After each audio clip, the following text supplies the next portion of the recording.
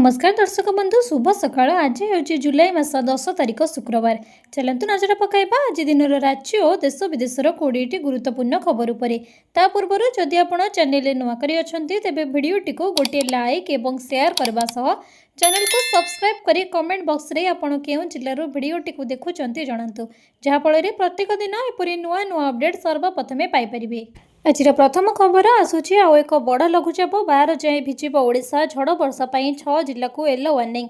राज्य में सक्रिय रही मौसुमी विभिन्न स्थान में पाग मेघुआ रहा स्वल्प धरणर वर्षा आसंता 12 तारिख में राज्य में पुणी वर्षा बढ़ीपे बंगोपसागर में एक घूर्णिबलय सृष्टि हो प्रभाव में वर्षा हेबो बोली सोआ जलवायु परिवेश केन्द्र निर्देशक डॉक्टर शरद साहू यह कहते। 9 ରୁ 12 तारिख जाए उत्तर ओडिशा रे किछि स्थान में सामान्य वर्षा हो पारे। 9 तारिख में बालेश्वर, भद्रक, सुंदरगढ़, अनुगुल, केन्दुझर और मयूरभंज में स्वल्परू मध्यम परिमाणर वर्षा हो पारे। 3 दिन जाए सुंदरगढ़, मयूरभंज और केन्दुझर बिजुली घड़घड़ी सह वर्षा हो पारे। राज्य में 6 जिले में पाणीपाग विभाग पक्षर येलो वार्निंग जारी करा जायछि। सेगुड़िक हेउछि सुंदरगढ़, केन्दुझर, मयूरभंज, बालेश्वर, भद्रक एवं अनुगुल। एही सबु जिले में वर्षा सह बिजुली घड़घड़ी हो पारे। राज्य में बाकी समस्त जिले में पाणीपाग स्वाभाविक रहिबो। उत्तर ओडिशा रे आसंता 4 दिन पर्यंत वर्षा घड़घड़ी लगी रहिबो। परवर्ती खबर बाइक आरोही उपरे चढ़ीगला आम बस। बादामबाड़ी थाना मलाचंडिया छकरी दुर्घटना। पुणी दुर्घटना घटाइला आम बस। बाइक को धक्का दे 40 फुट घोषाड़ी नेला आम बस। गुरुतर बाइक आरोही मेडिकल ले भर्ती। सेपटे घटनास्थल ड्राइवर फेरार। दुर्घटना पर घटनास्थल में उत्तेजना प्रकाश पाई। पुलिस पहुंचवा गुरुतर बाइक आरोही को पीसीआर रे मेडिकल पठाई सूचना मिली। सूचना मुताबक गुरुवार दिन प्राय 2:30 बेले कटक मलाचंडिया छकरे बाइक को धक्का दे 40 फुट घोषाड़ी नहीं आम बस। बाइक आरोही जनक बस तले चापी हुई रही जाइथिले। दुर्घटना घटाइबा परे लोकमानंकर माड़ भୟରେ आम बस छाड़ी चालक दुर्घटनाग्रस्तरू चंपट मारिथिले। स्थानीय लोक बस को टेकी बाइक आरोही को उद्धार करथिले। पुलिस को खबर मिलवा परे पीसीआर भ्यान पहुंचीथिला। गुरुतर बाइक आरोही को पुलिस उद्धार करबा परे बड़ मेडिकल को पठा जाइछि। परवर्ती खबर पिलांक स्वास्थ्य पई बड़ निष्पत्ति। मध्याह्न भोजन रे बदलिला मेनू। पिलांक स्वास्थ्य को प्राथमिकता दे बिहार शिक्षा विभाग ऋतु पई नुआ मध्याह्न भोजन निर्देशावली जारी करिछि। यह अधीन रे सरकारी स्कूल गुड़िकरे परिवेषण होउथबा मध्याह्न भोजन को बाइगण, भेंडी, बंधाकोबी एवं समस्त प्रकारर पत्रयुक्त पनीपरिबा अस्थायी भाव में हटाइबा पई निष्पत्ति निया जायछि। विभागर कहवा अनुसार वर्षा ऋतु रे आर्द्रता एही पनीपरिबारे कीट पतंग, जीवाणु एवं कवक वृद्धिर आशंका वृद्धि करे। यह खाद्य विषाक्तीकरणर संक्रमण भली स्वास्थ्य समस्या रे आशंका सृष्टि करे। यहाकु ध्यान रे रखी लक्ष लक्ष स्कूल पिलांकु निरापद, परिष्कार एवं पुष्टिकर खाद्य जोगाइबा पई एही निष्पत्ति निया जायछि। मध्याह्न भोजन रे निर्देशक विनायक मिश्र समस्त जिला शिक्षा अधिकारी डीओ एवं जिला कार्यक्रम अधिकारी डीपीओ को एही चिट्ठी देइछन्ति एवं विशेषज्ञ मतरे वर्षा ऋतु रे वायुमंडल रे अधिक आर्द्रता हेतु बाइगण, भेंडी, बंधाकोबी, पत्रयुक्त पनीपरिबार कीटपतंग, जीवाणु एवं कवक रहिथाय। एथिपाई नूतन निर्देशावली अनुसार स्कूल गुड़िकरे निषिद्ध पनीपरिबा बदल रे स्थानीय भाव में ताजा सुरक्षित ऋतुकालीन पनीपरिबा खाइबाको निर्देश दिया जायछि। आलू, कखारु, सोयाबीन, टमाटो, गाजर अन्य निरापद पनीपरिबा मध्याह्न भोजन रे अंतर्भुक्त हेबो। परवर्ती खबर हठात बढ़ेला पियाज रेट। 2 दिन में 30 ରୁ 40-50 टंका पहुंचला। हठात ग्राहकों को कंधाई पियाज 2 दिन भितर दर 30, 40, 50 टंकार पहुंची जाइछि। फल खाउटी पड़ी चिंतार पियाज साधारण भाव सबुदिन रोषेई घरे आवश्यकता रही। तेणु हठात पियाज रेट बढ़ी जो 1 किलो जगार ग्राहक आधा किलो किणवा बाध्य होले। ग्राहक कहते सबू नित्य व्यवहार जिनिस दाम बढ़ी आ पियाज दर बढ़ाई खूब बाधुची। सेपटे व्यवसायी कहवा कथा पियाज बिक्री दोकानी रे विशेष लाभ नहीं। बेपारी किलो पिछा 33 टंकार किणुछि। परिवहन बाबद को 5 टंका और बस्तार आसुथिबा पियाज अधे पचा पड़ुथिबा जोगु सेही पियाज को बछा बाबद को 1 टंका खर्च हेउछि। तेणु दोकानी किलो पिछा 40 टंकार बिकिले 1 टंका लाभ पाउछि। तेबे पियाज दाम हठात एमिति बढ़िबार कारण व्यवसायी कहवा अनुसार एही समय रे पियाज दाम टिके उच्चा रहे। नुआ पियाज आसिबाकू आहुरी समय अछि। परवर्ती खबर लोकों को 24 घंटिया परिष्कार और सुलभ बिजुली जोगाइबू बिजुली बिल ह्रास करिबू पीएम सूर्य घर को पीएम आवास योजना सह जोड़ा जिवो एने उच्चस्तरीय समीक्षा बैठक बसिथिला तेबे यह सेमानकर इच्छाधीन रहिबो कहिले उपमुख्यमंत्री केबी सिंधु उपमुख्यमंत्री तथा शक्ति मंत्री कनक वर्धन सिंधु शक्ति क्षेत्र में सुधार सुरक्षा एवं केंद्र और राज्य योजना रे कार्यकारिता उपरे एक उच्चस्तरीय समीक्षा बैठक करथिले नवीकरणीय शक्ति एवं सुलभ गृह निर्माण उपरे गुरुत्व उपमुख्यमंत्री घोषणा करिसेंति जे पीएम सूर्य घर योजना को ओडिशा सरकार विभिन्न गृह निर्माण योजना यथा पीएम आवास योजना सह जोड़ा जिवो यह सेमानकर इच्छाधीन रहिबो हमर लक्ष्य होची पीएम आवास एवं अन्य गृह योजना रे प्रत्येक हिताधिकारी मध्य सौर शक्ति सुविधा पाई परंतु राज्य गृह योजना सह पीएम सूर्य घर को जोड़ी करी आमे लोकों को 24 घंटिया परिष्कार एवं सुलभ बिजुली जोगाई देबा सह सेमानक बिजुली दर एवं बिल ह्रास करिउ बोली उपमुख्यमंत्री परवर्ती खबर सुभद्रार पंचम किस्ती केबे आसीबो नोट करंतु तारीख एमाने पाइबे 5000 टंका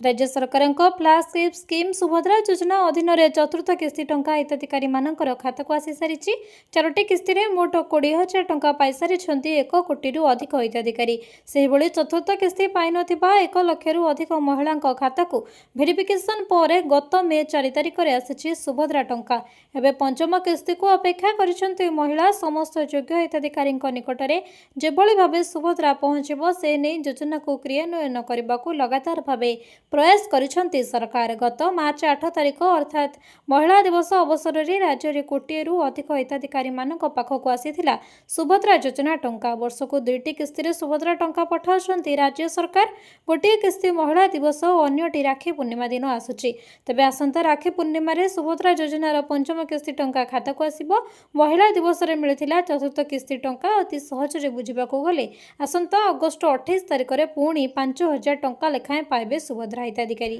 परवर्ती खबर निर्माण करंतु आपणकर प्रथम घर अकाउंट को आसीबो 1.80 लाख पठाइबे सरकार पीएम आवास योजना को नहीं आसिला बड़ खबर शीघ्र तैयारी करंतु नुआ घर 1.80 लाख देबे सरकार पीएम आवास योजना को नहीं सब्सिडी एवं सरकारी पदक्षेप जहाँ गृह ऋण सुध हार यथेष्ट रिहाती करी व्यक्ति विशेष को घर मालिकाना स्वप्न पूरण करिबारे सहायता करबा ने लक्ष्य रखिछि एही योजना पीएमएवाई शहरी 2.0 अधीन रे प्रथम थर पई घर क्रेता किंबा बिल्डर मानकर मासिक ईएमआई बोझ को कम करी 1,80,000 पर्यंत सब्सिडी प्रदान करिवो आय वर्ग उपरे आधार करी सब्सिडी बंटन निर्णय करबा पई सरकार हिताधिकारी माननकु सेमानकर वार्षिक पारिवारिक आय अनुसार 3टी गोष्ठी रे वर्गीकृत करती शुद्ध सब्सिडी से ही अनुसार गणना करा जाए अंशग्रहणकारी माने 25 लाख टंका पर्यंत गृह ऋण पाई परिबे जहाँ संपत्ति मूल्य 35 लाख टंका मध्य सीमित 1,80,000 टंकार सब्सिडी राशि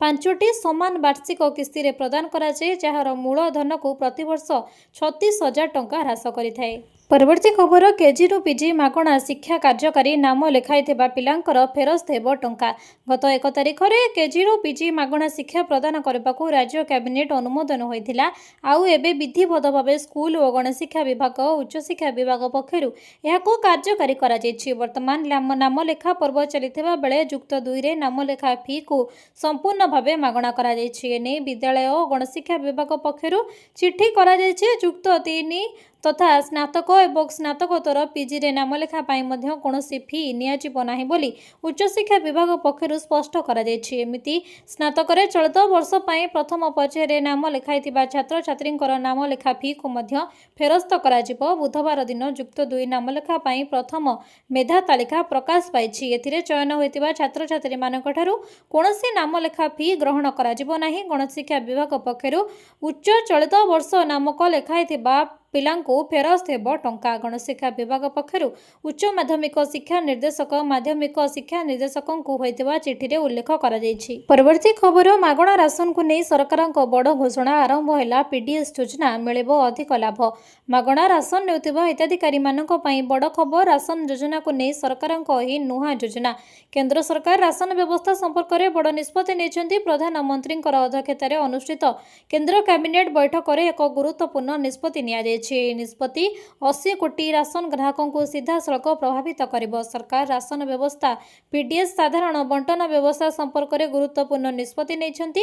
ଏହି ଉଦ୍ଦେଶ୍ୟରେ ସାର୍ଥକ ପିଡିଏସ୍ ଯୋଜନା ଆରମ୍ଭ କରାଯାଇଛି। ଏହି ସମ୍ପୂର୍ଣ୍ଣ ଯୋଜନାରେ ପ୍ରାୟ 25,530 କୋଟି ଟଙ୍କା ଖର୍ଚ୍ଚ ହେବ। ପିଡିଏସ୍ ଯୋଜନାରେ 3ଟି ଗୁରୁତ୍ୱପୂର୍ଣ୍ଣ ପରିବର୍ତ୍ତନ। କେନ୍ଦ୍ର କ୍ୟାବିନେଟ୍ ବୈଠକ ପରେ ଅଶ୍ୱିନୀ ବୈଷ୍ଣବ ପ୍ରକାଶ କରିଛନ୍ତି ଯେ ସାରା ଦେଶରେ 80 କୋଟି ଲୋକଙ୍କୁ ରାସନ ଯୋଗାଣ ପାଇଁ ଏହି କାର୍ଯ୍ୟକ୍ରମ ଚାଲିଛି। ଏହି ପ୍ରଭାବଶାଳୀ ପିଡିଏସ୍ ଯୋଜନାରେ 3ଟି ପରିବର୍ତ୍ତନ କରାଯାଇଛି। ଏହି ପରିବର୍ତ୍ତନଗୁଡ଼ିକ ମଧ୍ୟରେ ରାଜ୍ୟରେ ସରକାରଙ୍କୁ ସମର୍ଥନ କରିବା, ପ୍ରଯୁକ୍ତି ବିଦ୍ୟା ବ୍ୟବହାର କରିବା ଏବଂ ବର୍ତ୍ତମାନ ପିଡିଏସ୍ ହିତାଧିକାରୀମାନଙ୍କୁ ପଞ୍ଜୀକୃତ କରିବା ପାଇଁ ଏଆଇକୁ ଅନ୍ତର୍ଭୁକ୍ତ କରାଯିବ। ପରବର୍ତ୍ତୀ ଖବର ସରକାରଙ୍କ ବଡ଼ ଘୋଷଣା ବିପିଏଲ୍ରେ ମିଳିବ 20,000 ଟଙ୍କା। ଧାର୍ଯ୍ୟ ହେଲା ଡେଡ୍ଲାଇନ୍ 15 ଦିନ, ଯାଞ୍ଚ 7 ଦିନରେ ଟଙ୍କା। ଆବେଦନ ପାଇଁ ବାଧ୍ୟତାମୂଳକ ହେଲା 5ଟି ଡକୁମେଣ୍ଟ। ଯଦି ଆପଣ କିମ୍ବା ଆପଣଙ୍କ ପରିବାରରେ କେହି ଜାତୀୟ ପରିବାର ମଙ୍ଗଳ ଯୋଜନା ବା ନ୍ୟାସନାଲ୍ ଫ୍ୟାମିଲି ବେନିଫିଟ୍ ସ୍କିମ୍ର ହିତାଧିକାରୀ ଅଛନ୍ତି, ତେବେ ଏହି ଖବର ଆପଣଙ୍କ ପାଇଁ ଅତ୍ୟନ୍ତ ଗୁରୁତ୍ୱପୂର୍ଣ୍ଣ ଅଟେ। ଏଥିପାଇଁ ଅନଲାଇନ୍ ଆବେଦନ ଏବଂ ଯାଞ୍ଚ ପ୍ରକ୍ରିୟାରେ ବଡ଼ ସଂଶୋଧନ କରାଯାଇଛି। ଆପଣଙ୍କୁ ଜଣାଇ ରଖୁଛୁ ଯେ ବିପିଏଲ୍ ପରିବାରର ମୁଖ୍ୟ ରୋଜଗାର କରୁଥିବା ବ୍ୟକ୍ତି ମୃତ୍ୟୁ ପରେ ପରିବାରକୁ ଆର୍ଥିକ ସହାୟତା ଯୋଗାଇବା ପାଇଁ ଏହି ଯୋଜନାରେ ଏକକାଳୀନ 20,000 ଟଙ୍କା ସହାୟତା ରାଶି ପ୍ରଦାନ କରାଯାଏ। ଏବେ ସରକାରଙ୍କ ନୂଆ ନିୟମ ଅନୁଯାୟୀ ଏହି ଯୋଜନାରେ ଆପଣ ଆବେଦନ କରିପାରିବେ। ଆବେଦନ କରିବା ସମୟରେ 5ଟି ଗୁରୁତ୍ୱପୂର୍ଣ୍ଣ ଡକୁମେଣ୍ଟ ବାଧ୍ୟତାମୂଳକ କରାଯାଇଛି। ସେଗୁଡ଼ିକ ହେଲା ସକ୍ଷମ ଅଧିକାରୀଙ୍କ ଦ୍ୱାରା ପ୍ରଦତ୍ତ ମୃତ୍ୟୁ ପ୍ରମାଣପତ୍ର ବା ଡେଥ୍ ସାର୍ଟିଫିକେଟ୍, 1 ଲକ୍ଷ ଟଙ୍କା ପର୍ଯ୍ୟନ୍ତ ବାର୍ଷିକ ଆୟର ପ୍ରମାଣପତ୍ର, ଭୋଟର ପରିଚୟ ପତ୍ର, ଆଧାର କାର୍ଡ଼ ଓ ଆଧାର କାର୍ଡ଼ ସଂଯୁକ୍ତ ବ୍ୟାଙ୍କ ପାସବୁକ୍ର ପ୍ରଥମ ପୃଷ୍ଠା। ଆବେଦନ ପାଇବାର 15 ଦିନ ମଧ୍ୟରେ ଫିଲ୍ଡ ଭେରିଫିକେସନ୍ ସମ୍ପୂର୍ଣ୍ଣ ହେବ ଏବଂ ଆପଣଙ୍କ ବିପିଏଲ୍ରେ 20,000 ଟଙ୍କାର ସହାୟତା ପ୍ରଦାନ କରାଯିବ। ପରବର୍ତ୍ତୀ ଖବର ସରକାରଙ୍କ ବଡ଼ ଘୋଷଣା ଠିକା କର୍ମଚାରୀ ହେବେ ନିୟମିତ। ଏବେ ଠିକା କର୍ମଚାରୀ ହେବେ ନିୟମିତ। ରାଜ୍ୟ ସରକାରଙ୍କ ବିଭିନ୍ନ ବିଭାଗରେ ଅନେକ ବର୍ଷ ଧରି କମ୍ କରୁଥିବା ଠିକା କର୍ମଚାରୀଙ୍କୁ ନିୟମିତ କରିବା ପାଇଁ ଦାବି ହୋଇ ଆସୁଥିଲା। ଆଉ ସରକାର ଏହାକୁ ଗୁରୁତ୍ୱର ସହ ନେବା ସହ ନିଷ୍ପତ୍ତି ଶୁଣାଇଛନ୍ତି। ଏନେଇ ବିଭାଗୀୟ ଅତିରିକ୍ତ ସଚିବ ଏକ ନିର୍ଦ୍ଦେଶନାମା ଜାରି କରିଛନ୍ତି। ନିର୍ଦ୍ଦେଶନାମାରେ ଅର୍ଥ ବିଭାଗ ପ୍ରମୁଖ ଶାସନ ସଚିବଙ୍କ ଅଧ୍ୟକ୍ଷତାରେ ଯାଞ୍ଚ କମିଟି ଗଠନ ହେବ। ଏଥିରେ ସାଧାରଣ ପ୍ରଶାସନ, ଜଳସମ୍ପଦ ଆଇନ ଏବଂ ଅନୁସୂଚିତ ଜାତି ଜନଜାତି ବିଭାଗର ସଚିବ ସଦସ୍ୟ ରହିବେ। ଉକ୍ତ କମିଟି ବିଭାଗରେ ଚୁକ୍ତିଭିତ୍ତିକ ଭାବେ କାର୍ଯ୍ୟରତ କର୍ମଚାରୀଙ୍କର ନିୟମିତୀକରଣ ଲାଗି ରହିବ। ସରକାରଙ୍କ ନୀତିଗତ ଢାଞ୍ଚା ଏବଂ ଆଇନଗତ ସ୍ଥିତିକୁ ପରୀକ୍ଷା କରାଯିବ। ଉଚ୍ଚ କମିଟି ସରକାରଙ୍କ ଦ୍ୱାରା ଅନୁମୋଦିତ ହୋଇଥିବା ଏହି ପଦବୀରେ ଯେଉଁ ବିଭାଗରେ କେତେ ସଂଖ୍ୟକ ନିଯୁକ୍ତି ହୋଇଛି ଏବଂ ସେଥିମଧ୍ୟରେ କେତେ ସଂଖ୍ୟକ କେଉଁ ବର୍ଗ କର୍ମଚାରୀ ରହିଛନ୍ତି ତାହା ଯାଞ୍ଚ କରାଯିବ। ଏହାସହ ଠିକା ନିଯୁକ୍ତି ବେଳେ ସରକାରଙ୍କ ନିଯୁକ୍ତି ନିୟମ ଠିକ୍ ଭାବେ ବିଭାଗଗୁଡ଼ିକୁ କାର୍ଯ୍ୟକାରୀ କରିଛନ୍ତି କି ନାହିଁ ତାହା ମଧ୍ୟ ପରଖିବ। ପରବର୍ତ୍ତୀ ଖବର ବାଜିଲା ପଞ୍ଚାୟତ ଓ ପୌର ନିର୍ବାଚନର ବିଗୁଲ। ସମସ୍ତ ଜିଲ୍ଲାପାଳଙ୍କ ସହ ରାଜ୍ୟ ନିର୍ବାଚନ କମିଶନଙ୍କର ବଡ଼ ବୈଠକ। 2027 ପଞ୍ଚାୟତ ଓ ପୌର ନିର୍ବାଚନ ପାଇଁ ବଢ଼ିଲା ବିଗୁଲ। ଉଚ୍ଚସ୍ତରୀୟ ବୈଠକରେ ଡାକିଲେ ରାଜ୍ୟ ନିର୍ବାଚନ କମିଶନ। ଆସନ୍ତା 21 ତାରିଖରେ OSWN ପ୍ଲାଟଫର୍ମରେ ହେବ ବଡ଼ ବୈଠକ। ଭିସିରେ ସାମିଲ ହେବା ପାଇଁ ସବୁ ଜିଲ୍ଲାପାଳଙ୍କୁ ଚିଠି। Door to door D2D survey ଉପରେ ହେବ ସମୀକ୍ଷା। ଡିସି ବିଲ୍ ଏବଂ ୟୁଟିଲାଇଜେସନ୍ ସାର୍ଟିଫିକେଟ୍ ଉପରେ ବି ହେବ ଆଲୋଚନା। ଆସନ୍ତା ଜୁଲାଇ 1 ତାରିଖ ସକାଳ 11:30ରେ ସମସ୍ତ ଜିଲ୍ଲାପାଳଙ୍କ ସହ ଏକ ଭିଡ଼ିଓ କନଫରେନ୍ସ ଅନୁଷ୍ଠିତ ହେବ। ଏହି ବୈଠକରେ 2027 ସାଧାରଣ ନିର୍ବାଚନକୁ ଦୃଷ୍ଟିରେ ରଖି ପଞ୍ଚାୟତିରାଜ ଅନୁଷ୍ଠାନ ଏବଂ ସହରାଞ୍ଚଳ ସ୍ଥାନୀୟ କାଉନସିଲଗୁଡ଼ିକରେ ବୁଥ୍ ଭିତ୍ତିକ ଭୋଟର ତାଲିକା ପ୍ରସ୍ତୁତି କରିବାକୁ ଘର ଘର ସର୍ଭେ ରୂପରେଖ ଏବଂ କାର୍ଯ୍ୟପନ୍ଥା ଉପରେ ଆଲୋଚନା ହେବ। ଏହାଛଡ଼ା 2022 ସହରାଞ୍ଚଳ ସ୍ଥାନୀୟ କାଉନସିଲ ନିର୍ବାଚନ ସମ୍ବନ୍ଧୀୟ ବକେୟା ଡିସି ବିଲ୍ ଓ ଉପଯୋଗ ପ୍ରମାଣପତ୍ର ଦାଖଲରେ ଅଗ୍ରଗତି ସମୀକ୍ଷା କରାଯିବ। ପରବର୍ତ୍ତୀ ଖବର ଝିଅ ନାମରେ ଅଛି କି ସୁକନ୍ୟା ସମୃଦ୍ଧି ଆକାଉଣ୍ଟ ମିଳିବ 72 ଲକ୍ଷ ଟଙ୍କା। ଜାଣନ୍ତୁ କେମିତି। ଝିଅମାନଙ୍କ ଭବିଷ୍ୟତକୁ ସୁରକ୍ଷିତ କରିବା ପାଇଁ ସୁକନ୍ୟା ସମୃଦ୍ଧି ଯୋଜନା ହେଉଛି ସବୁଠାରୁ ଲୋକପ୍ରିୟ ସରକାରୀ ସଞ୍ଚୟ ଯୋଜନାରୁ ଗୋଟିଏ। ଅନେକ ବାପା ମା ସେମାନଙ୍କର ଝିଅର ଶିକ୍ଷା କିମ୍ବା ବିବାହ ପାଇଁ ଜନ୍ମରୁ କିଛି ସଞ୍ଚୟ କରିବାକୁ ଚାହାନ୍ତି। ବର୍ତ୍ତମାନ ସବୁଠାରୁ ଭଲ ବିକଳ୍ପ ହେଉଛି ସୁକନ୍ୟା ସମୃଦ୍ଧି ଯୋଜନା, ଯାହା କମ୍ ନିବେଶରେ ବଡ଼ ରିଟର୍ଣ୍ଣ ପ୍ରଦାନ କରିଥାଏ। ଆସନ୍ତୁ ଦେଖିବା ଏହି ଯୋଜନା ମାଧ୍ୟମରେ କିପରି 72 ଲକ୍ଷ ଟଙ୍କା ପର୍ଯ୍ୟନ୍ତ ସଞ୍ଚୟ କରିପାରିବେ। ବର୍ତ୍ତମାନ ଏହି ଯୋଜନାରେ ବାର୍ଷିକ 8.2 ଲକ୍ଷ ପ୍ରତିଶତ ସୁଧ ହାର ପ୍ରଦାନ କରାଯାଉଛି। ଏହି ଯୋଜନା ଅଧୀନରେ ବାର୍ଷିକ ଗୋଟିଏ ଆକାଉଣ୍ଟରେ ସର୍ବନିମ୍ନ 250 ଟଙ୍କା ଏବଂ ସର୍ବାଧିକ 1.5 ଲକ୍ଷ ଟଙ୍କା ଟଙ୍କା पर्यंत जमा कराଯାई पारिबो। धराଯାउ जे जणे बापा माँ तांको झियो पई प्रति मासरे 12,500 टଙ୍କା संचय करती। सुकन्या समृद्धि योजना रे सर्वाधिक 1.5 लाख टଙ୍କା निवेश राशि जमा करि पारिबे। जदि सेमाने एही परे निवेश जारी रखन्ति तेबे 15 वर्ष परे सेमाने 22.50 लाख टଙ୍କା निवेश करिथिबे। परे मूल 22.50 लाख युक्त चक्रवृद्धि सुध प्राय 72 लाख टଙ୍କା जमा हेबो। परवर्ती खबर गोदावरीश मिश्र आदर्श प्राथमिक विद्यालय समीक्षा जमी चिन्हट प्रक्रिया रे विलंब को नहीं मुख्यमंत्री असंतोष। गोदावरीश मिश्र आदर्श प्राथमिक विद्यालय निर्माण पर जमी चिन्हट प्रक्रिया विलंब होथिबारु मुख्यमंत्री मोहन चरण माझी विरक्ति प्रकाश करिसेंती। एतिसह प्रथम पर्याय मार्च 2027 सुधा 2200 स्कूल निर्माण शेष करने को मुख्यमंत्री समय सीमा धार्य करिसेंती। गोदावरीश मिश्र आदर्श प्राथमिक विद्यालय योजना को अधिक क्रियाशील करने एक उच्चस्तरीय समीक्षा बैठक अनुष्ठित होईछि। बैठक में मुख्यमंत्री कहते जे उपकूलवर्ती जिला गुड़िकर जमी पाइबारे किछि समस्या थाइपारे किंतु अन्य जिला गुड़िकर जमी मिलबारे कौनसी असुविधा हेबा कथा नुहे। मेगा कैंपस निर्माण पई 5 एकर जमी आवश्यकता रही। पंचायत मध्य ग्रीन फील्ड प्रकल्प पई 5 एकर जमी उपरे विशेष गुरुत्व दियाजिबो। जो विद्यालय गुड़िकर 5 एकरु कम जमी थिबो सेठारे विद्यालय को लागि रहितबा सरकारी किंबा बेसरकारी जमी को किणा जाई व्यवहार करा जाई परिबो बोली स्पष्ट करिसेंती। परवर्ती खबर पुणी श्रीमंदिर उपरे ड्रोन कोलकाता युवकों को धरी पुलिस तदंत जारी। पुणी श्रीमंदिर उपरे उड़िला ड्रोन नीलचक्र सह श्रीमंदिर विभिन्न दिगरु नेला फोटो और वीडियो। आज सकाळु सकाळु दीर्घ समय धरी ड्रोन टी उड़ुथिबा देखिबा को मिलिछि। पुणी श्रीमंदिर रे उपरे उड़िला ड्रोन नीलचक्र सह श्रीमंदिर विभिन्न दिगरु नेला फोटो और वीडियो।